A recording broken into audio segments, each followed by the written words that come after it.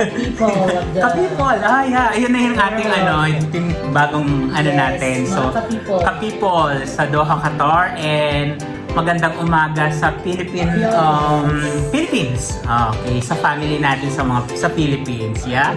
Yes. So, ito yung unang video natin, Mare.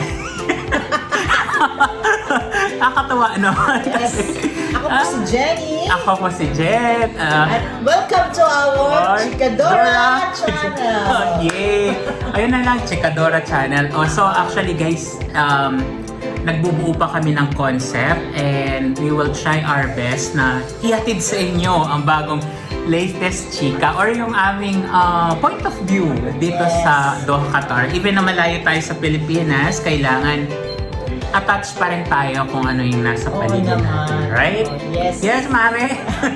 So, ano na natin topic ngayon? Parang ako si ikaw si Mel Chanco, ako si si Jason Sa, pero wala akong case. Wala akong case, malinis po ako. Ayan, so ang una nating chika ngayon ay yung kay Ma'am LV Vergara. Wow, oo nga. So, alam mo ba yung, ano sa palagay mo? Kasi maraming may mga nagsasabi na gawa-gawa lang daw ni Ma'am LV. Tapos marami naman din ang nagsasabi na talagang minaltrato si Ma'am LV. Ganyan. So, yun base your opinion sa mga panood natin ng mga news. Actually, bali si LV Vergara po yung tinutukoy natin, yung ating kasambahay na binugbog ng amo nila or ng amo niya sa napakahabang panahon na nawala ang yung paningin paningin niya Sa medyo na-deform na yung mukha niya actually. Makikita niyo yan, ipopost natin yan sa ating video mamaya. So Yes. ayan. So ano bang point of view mo doon? Actually, kung ako nang tatanungin mo, siguro ko muna Mare kung anong point of view mo doon sa ginawa kay LV Vergara. Sa akin kasi, naniniwala ako na talagang nanamaltrato si Ma'am LV. Pero syempre, hindi rin, pwede, huwag natin give the natin na baka din naman kasi lumaban si Ma'am LV kaya na nasaktan din siya ng gano'n ng employer, pero although syempre, bawal pa rin talaga saktan natin yung mga kasama natin sa bahay. Kasi part of the family dapat sila tinatati sila ng part of the family. Hindi porket sila yung nagpapasahod or sa kanila nakatira, pwede na nilang gawin lahat ng gusto nilang gawin sa isang tao. Yan. So, ang pinagtataka ko lang, paano tumagal ng ganong katagal? Sabi ni dun sa testimony actually, sabi 2017 yata. Tapos ang ini-insist naman ni Ruiz, by the way, yung amo niya, ang pangalan niya is Ruiz. Parang ini-insist yata niya 2019, from 2019 to 2023. So based on the story na napapanood namin dun sa Senate, actually din kami sa Senate kung yung hearing nila kasi nila live telecast talaga nila. Yes. So yun, tingnan natin kung anong magiging labas ng result. So, do you think Mare, si ba talagang binugbog ba talaga or sinadya ba talaga siyang bugbugin or inutos ba talaga siya na bugbugin ng amo niya? What do you think? Siguro may nagawa siyang mali kaya siya nasaktan ng gano'n. Pwede? Or... Tapos yung amo na out of control, alam mo yun siya kaya gusto nila. Pero ang tanong doon, kung ganun ba yung kung na out of control ba siya, ang tanong ba is, kailangan ba talaga siyang bugbugin? Or... Hindi talaga siya. Di ba pwede naman siyang paalisin, di ba? Kahit ano pa yan, kahit nagnakaw pa yan o nagano pa rin, mas maganda pa rin yung idadaan natin sa legal. Kasi kung nagnakaw man sa LV, sabihin natin, for example lang, di ba sasabi nagnakaw siya, no? Pwede kayong tumawag agad ng pulis para magpapunta mo, pa-imbestiga, ganyan. Or, kasi yung way ng story kasi nila, nung nakatakas si Ma'am LV, so pumunta siya sa barangay captain yata or somewhere there. nag-complain siya. Kaso yung mga taga-barangay captain, may connection yata dun sa Lakas daw ang kapit ni... Medyo malakas kasi ang kalaban. Actually, napakahiwaga talaga ng, napakahaba ng conversation. So, pero para sa akin, for my opinion, wala naman sa atin ang may karapatan na manakit ng ibang tao. For me, kasi lahat dapat is equal. Kung may nagawang kasalanan, meron naman ka-akibat ng punishment. Meron naman. Pagsabihan, Pwede mo naman siyang... Hindi mo kailangan bugbugin or... Correct. Hindi mo kailangan bugbugin or... Pwede mo lang siyang pagsaltan pero wag mo nga hawakan physically kasi syempre Nakakaano lang yun. iba na kasi pag nasaktan mo yung tao kasi once isang beses kang natutong manakit, ulit at ulit kang manakit. Kaya siguro ganun nangyari kay Ma'am LV na nakita nila na hindi siya lumalaban. Kaya, so, napaulit yun nangyari. Sa akin naman kung ganun man, kung meron man sila nagawang kasalanan, pwede mo naman ibalik kung saan man siya or pauwiin na lang sa family niya. So, kesa sa magkaroon ka pang kasala ka pa, di malaki ang problema nila. Imagine mo, talagang malaki kasi lahat sila, dama yung buong pamilya, Yes. so yung kahihiyan, lahat. Kahit sinong Poncio Pilato ka pa may kapit, mismo Senate na yung may hawak ng kapit. in fairness, yung Ruiz, medyo I think siya, mapera kasi ang dami niyang abogado, nakita ko sa lima yata. Strong magagaling ang mga nila. Talagang hindi sila yumuyuko. Oo, talagang nag-stand talaga sila na hindi talagang talaga nila, wala sila talaga siyang kasalanan. Pero actually kasi, kung titignan mo kasi sa mukha ni Ma'am LV, siya talaga arabibyado kasi makita mo, deform na yung mukha, wala nang makita. Yes. So, ibig sabihin, meron talagang nangyari in between. Hindi natin alam, totoo man or hindi. Obviously, may result. Yung result niya, nawala yung paningin niya, na-deform ang mukha niya. So, talagang binugbog talaga siya. So, hindi lang natin alam kung bakit or papaano, bakit inutos or hindi inutos, or kung bakit siya nagkaganon. So guys, hayaan natin ng hustisya ang umiral para Tapos doon. yun nga, si Isabel Daza, meron siyang funding. Yun pala, shout out pala kay Ma'am Daza. Yes. Meron siyang funding kay Ma'am LV Vergara. At saka, as of today, Magkano na yung as of nila? today, ang nadodonate na for the last 24 hours, meron na siya 1 million and Wow!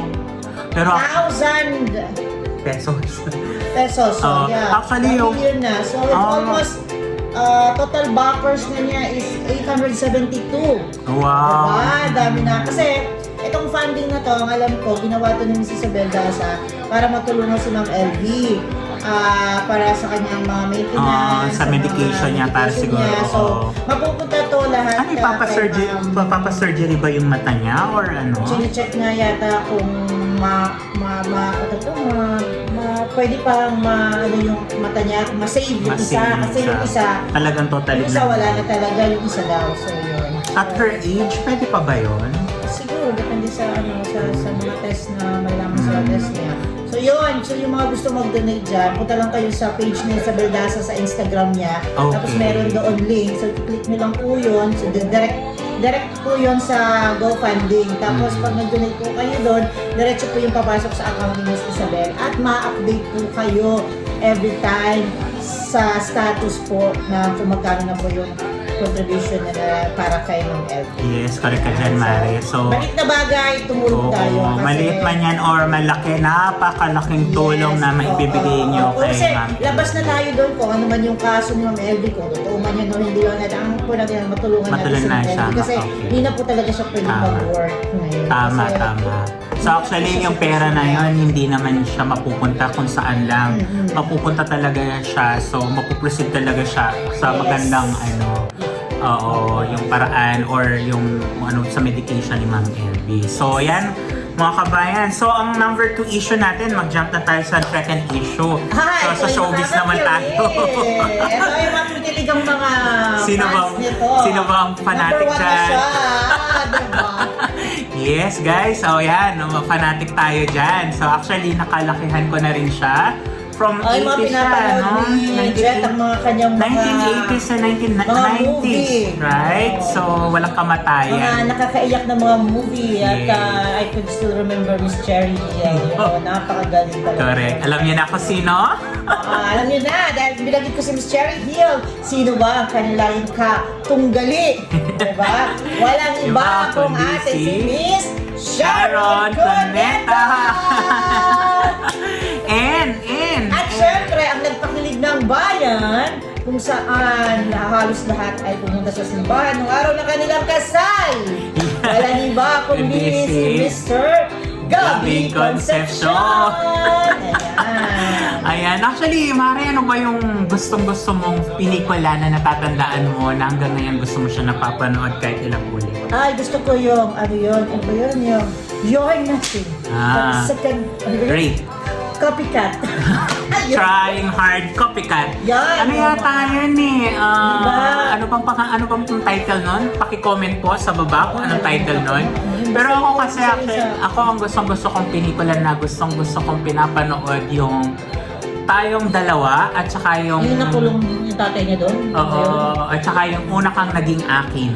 Ayan. Ah. Si Don Solveta yata yung partner nila doon. Ayan. So, yun yung gustong-gusto kong kahit paulit-ulit pinapanood Maganda ko. talaga yung mga movie ni Miss Sharon. So, ano mo naman dun sa upcoming concert nila, Ayun guys? na nga, nagkita si Sharon at si Gabby. Latest lang at kinilig lahat ng mga sambayan ng Pilipino na windang sila lahat. At ito pa, ang chika, nagbeso si Gabby sa kanya bago magpamay. Hindi So, kinilig lahat ng mga tao. Baka naman magselos si Daddy Senator Frankie. Franco. Oo. Hindi naman siguro. Ay, Siguro. kasi alam mo, sumexy kasi si Miss Sharon ngayon. Ang Bakit? payat niya. In fairness kay Miss Grabe. Sharon, Mari, talagang nagpapayat talaga si Sharon. Sexy niya nga yun. Talaga Parang naman. ginawa niyang diet, no? Try natin kaya, ano. Umakyat siya sa stage. Parang talaga silang may spark pa rin Miss Gabby. Hindi nawawala, Hindi no? nawawala yung spark nila. As in talaga. May spark talaga silang dalawa. Pero do you think mag-work yung concert nila? I think, yeah, mag-work. Kasi marami pa rin fans na ano eh. Yung mga Sharonians, Oo, saka lalo yung Sharonians, tsaka di ba? Kasi inaabangan kasi nila yan sa sobrang Tagal. Kailan ba? Siguro mga ilan na. Dalawang dekada Tanda na na sila nila, na. nasa 30 plus na si ano eh, si think dalawang 35 dekada or 36 na na- yata si Casey Concepcion, so napakatagal na. Oo, tagal na nilang panahon. hindi nagkakasama. So, Mm. for sure, May mga nasabik talaga. oo, may manunod. Marami Mm. talaga manunod ng concert nila. So, ayan, yung concert nila, pwede nyong i-check sa website kung anong At saka alam kailan mo, yan. yung pinakaunang naging happy talaga, syempre si Casey. Kasi Oo, syempre. nakita mo yung parents mo sa stage na magkasama, na in good terms. Mm. Iba yung feeling nun, iba ang dating nun kay Casey. Totoo. Kasi nag-iisang anak lang siya nung ni Miss Sharon at Mr. Gabby. So, as the daughter, iba talaga yung feeling na makita mo yung magulang mo sa stage, di ba? Mari, ano naman yung komento mo dun sa si Casey daw is pina-unfollow yung family ni Sharon ngayon. Do you think is okay ba yon? Kasi parang nakita ko sa news sa TV kanina, sabi in-unfollow niya si Senator at saka si Senator ba? Si Senator Frankie at saka si yung anak niya babae. Si Frankie yun. Si Frankie ba? Si Kiko pala tsaka si Frankie ang in-unfollow Wala niya. naman daw siyang ibig sabihin dun sa pag-unfollow niya. Ang ibig lang niya sabihin, minsan kasi nakakapagbigay daw ng peace of mind. Which is totoo yan. Maniwala ka sa akin, Mari. Ginawa ko rin yan. Totoo yan. Hindi naman ako nag-unfollow pero I choose to be silent. Okay. Oo, kasi minsan kasi pag lumalaylo ka, mas maganda. Sabagay, totoo Kasi yan. nakaroon ka ng peace of mind. Minsan, wala kang nababawasan ng stress mo. So, yun lang ginawa ni Casey. But it doesn't mean daw na may sama siya ng loob or... So wala talaga Yeah, siyang sama ng loob. Wala. So, Siguro do you think- umiiwas lang siya sa mga... Kasi di ba, for example, kasi celebrity sila, di ba? So kung Correct. magko-comment dun kay Frankie, na minsan nadadama yung pangalan niya, may mga negatron, may mga positive, ganyan. So, syempre, yung maiwasan na mababasa mo rin yun, di ba? Correct. At siguro dahil kung mag-unfollow siya, hindi na niya makikita yung mga kung sino man yung mga nagko-comment dun sa mga post-post nila, ganyan. Totoo. Oo, siguro, feeling ko yun lang yun. But I doubt, syempre, family is family pa rin. Correct. So, ang importante, may concert sila at Yes. ano ba, Mare, do you think kapag nagkaroon pa sila ng movie, is papatok sa Ay, oo, area? yun ang mas maganda. Ano kaya Kung plot? sila ng blockbuster. Sa tingin mo, ano magandang plot ng ano nila, ng storyline ng movie nila? What do you think ba? Sa ngayon na, kasi i-apply natin sa generation ang ngayon. magandang title nila is yung Nabuhay ang Nakaraan. Mabuhay ang Nakaraan. Kasi may sa Tagalog na title si Sharon, di ba? Oo. Wala naman siyang mga English eh. Oo, sa bagay. Mga Tagalog naman Oo. ang kanyang mga title lagi eh. Sa bagay, Ano Mare. siya mga katulad ng mga ngayong movie na puro English ang title. Sa bagay, totoo yan, Mare. Nabuhay ang Sa totoo. Nakaraan. Ang pag-ibig sa nakaraan. Uy, Pwede magandang yun, title diba? yan.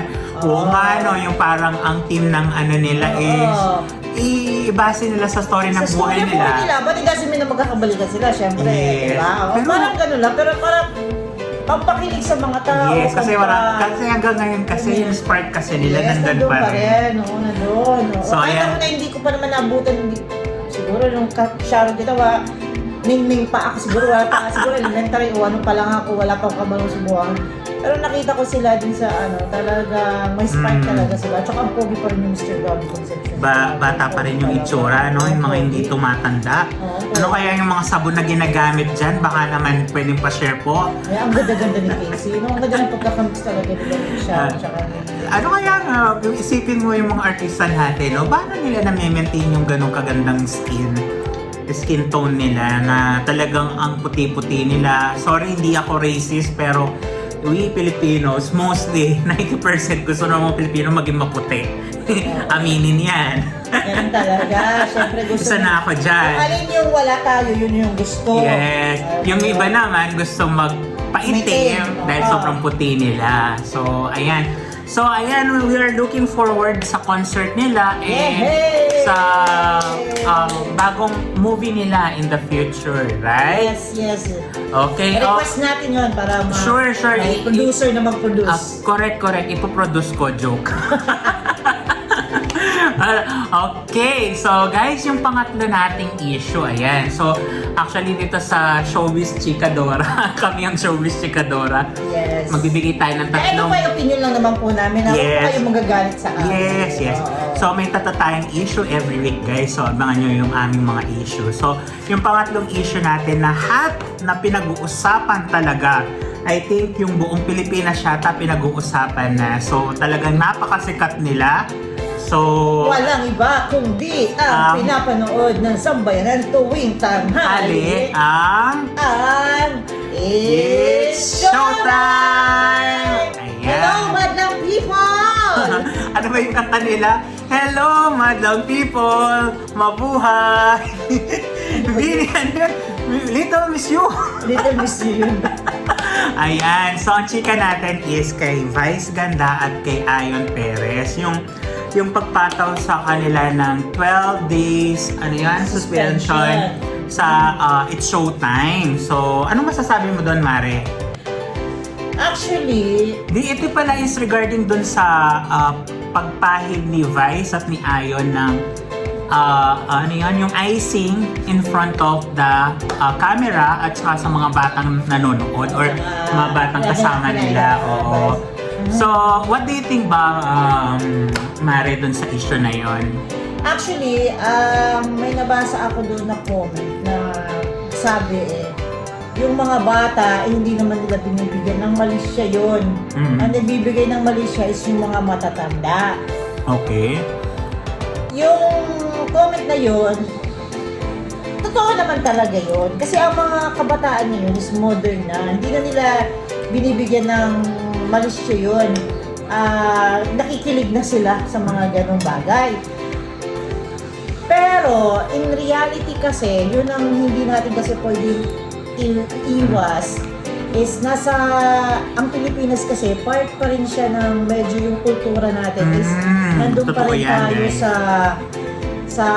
nangingibabaw pa rin yung kultura natin, lalo na po yung simbahan po natin. Totoo yan, guys. Oo, Totoo. so- Naniniwala ako dyan. So, dahil dyan, kahit modern mind na yung mga kids ngayon, hindi pa rin yun sinasangalunan. Kasi Totoo. nga, hindi pa naman accepted ka sa atin talaga fully ang mga LGBTQ, di ba? Okay. So, isa yon sa kung bakit nagbibigay ng discrimination. Correct. Diba? Pero kung tayo is katulad lang ng ibang bansa na medyo malawak na ang pangunawa, siguro hindi na yun Liberal. hindi na yun mabibigyan ng pansin. Kaya,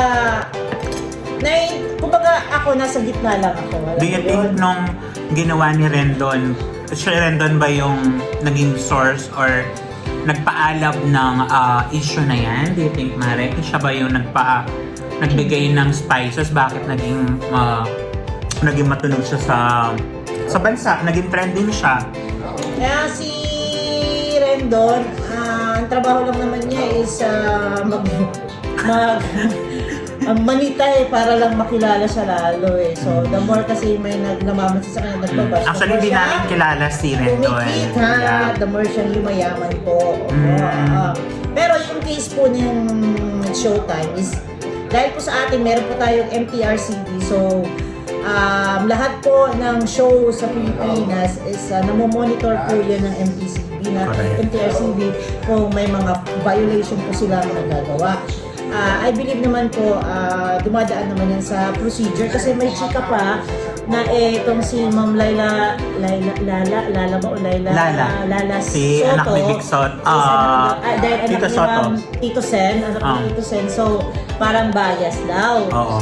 Pero let's not judge naman po kasi siguro ginagawa lang din naman po niya yung trabaho. Correct. Hindi mo dahil sa Itbulaga yung tatay niya wala naman po siguro yun kasi kung yung Itbulaga din naman po is hindi Itbulaga, ano ba sa kanila? EIT Itbulaga, na. Itbulaga pa eh. So, it yung kinaano po, Tito Vic and Joey. So, ano lang po, yung kung meron din po silang na-violate, check din po yun ng MTRCB. Tsaka hindi lang naman po si Miss Soto po yung nag-ano po doon. At saka para sa akin, yung issue na yun, kasal naman sila. So, ano masama doon? I think 30 or 40 years na yata silang Yung kay Kay Tito Soto, tsaka kay ano. Wala naman, Diyos ko po naman. Diyos. Wala. Kaya hindi yun na kasi it was just as a couple, at saka babae-lalaki kasi sila. Ang pinupunto kasi doon yata Tama. sa MTRCBs, dahil nga May mga bata. hindi pa tanggap sa atin ang Oo. lalaki na relationship. Okay, that's true. Kaya Medyo ganun po. mahirap Oo. i-explain yung pagdating doon sa part na yun. Siguro mayroon silang law or booklet ng mga dapat Correct. pinapaano lang sa TV, kaya ng TRCB. Correct. Siguro isa yun sa violated yung foul. Parang ganun. Pero binigyan naman sila ng 12 days, binigyan naman sila ng Motion, consideration. para Explain. mag-file sila. Oo. So yun. So sa akin naman kasi, Mare, actually nabasa ko rin or napanood ko rin sa YouTube. Kasi ang question dyan, Mare, is kung bang ang babae is yung gumanon ng icing at ginanon niya, bakit ba ang magiging outcome niya sa tao? Ano bang iisipin ng bata, do you think? Kasi ang sa akin lang kasi nagiging issue siya dahil si Vice Ganda ang gumawa. Sabi mo nga, dahil lalaki sa lalaki hindi tanggap. So, kapag lalaki yung nag-lick ng ice cream, masama na. Pero kapag babae ang nag-lick ng ice cream, what do you think? Masama ba rin ba? Hindi na siya magiging masama. Oh, see? So, discrimination din ang meron doon at hindi tanggap ng publiko yun. At naiintindihan Yun na nga, yun at naiintindihan din natin. Yun nga yung ibig sabihin, yun yung vinolate nila kasi bawal pa nga sa atin yung Ganong live klase. kasi yun, hindi kasi siya movie. Correct. Ang movie kasi, bago yun ipalabas sa sinihan, Meron siyang meron siyang yun yung lumalabas sa TV na SPG, yung ganon. Kaya PG, pinapanood muna yan ng MTRCB bago rated na-upload 13, to ayan. show. Pero kasi ang live kasi ng mga ganyan, wala kasi yung SPG, review, diretso kasi yan. dire-diretso.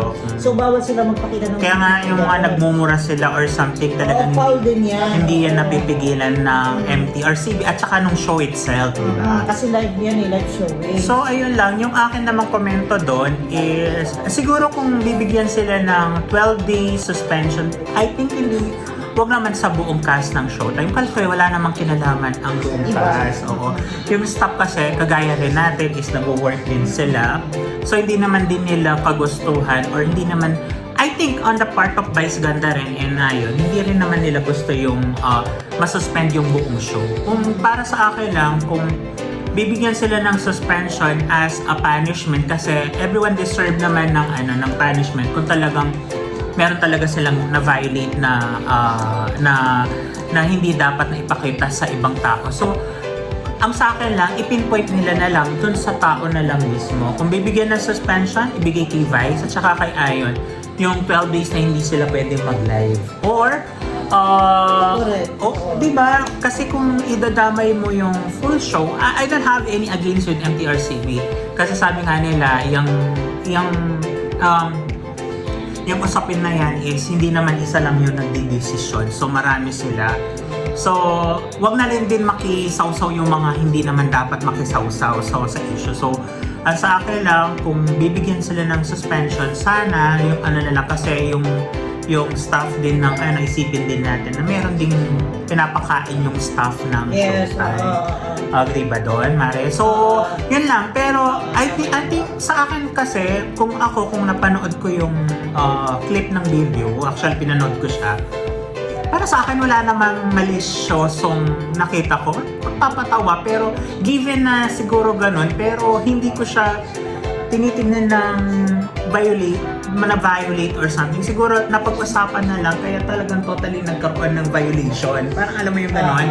Yung hindi sinadya pero pinag-usapan. Lalo na kung marami nagre-report. Oo, nilagyan ng sanga-sanga. So, siguro in a way kung talagang iisipin mo, talagang sa line, sabi nga ni Mare na hindi nga tayo tanggap, nasa world pa rin tayo na hanggang ngayon is covered pa rin tayo ng simbahan ba?